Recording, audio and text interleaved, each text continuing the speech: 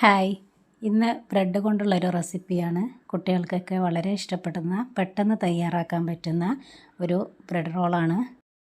അതിനായി ഒരു വലിയ പൊട്ടാറ്റോ കുക്കറിലിട്ട് വേവിച്ചെടുത്തിട്ടുണ്ട്. അതിൻ്റെ തൊലി ഒന്ന് എടുത്ത് മാറ്റുക.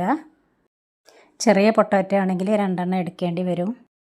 ഇനി ഒരു പാത്രത്തിലോട്ട് ഒരു സവാള ചെറുതായിട്ട് കൊത്തി എരിഞ്ഞത് എടുക്കുക.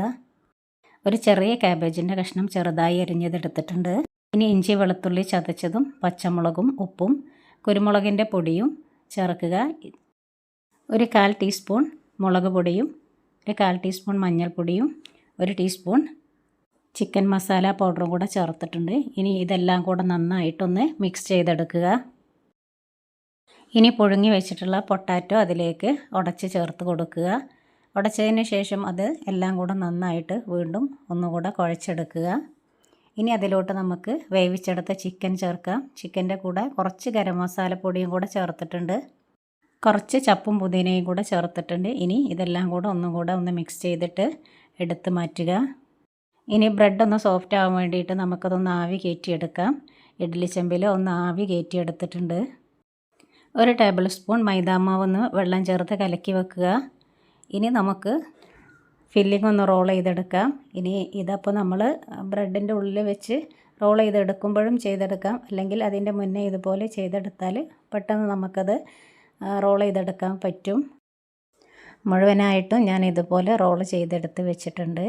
ഇനി നമുക്ക് ബ്രെഡൊന്ന് പരത്തിയെടുക്കണം. ആവിയിൽ വേവിച്ചത് കൊണ്ട് തന്നെ നമുക്ക് പെട്ടെന്ന് തന്നെ ഒന്ന് പരത്തിയെടുക്കാൻ പറ്റും. ഇനി ഇങ്ങനെ പരത്തിയെടുത്ത ബ്രെഡിലോട്ട് നമ്മുടെ ഫില്ലിങ് വെച്ച് അതിൻ്റെ മുകളിലൊട്ടിക്കാൻ വേണ്ടിയിട്ട് ആ മൈദയുടെ മാവും കൂടെ ചേർത്ത് കൊടുക്കുക. 4 ഭാഗവും മൈദയുടെ മാവും കൂടെ ചേർത്ത് വെച്ചിട്ട് അതൊന്ന് റോൾ ചെയ്തെടുക്കുക. ബ്രെഡിൻ്റെ സൈഡൊന്നും കട്ട് ചെയ്ത് മാറ്റിയിട്ടില്ല.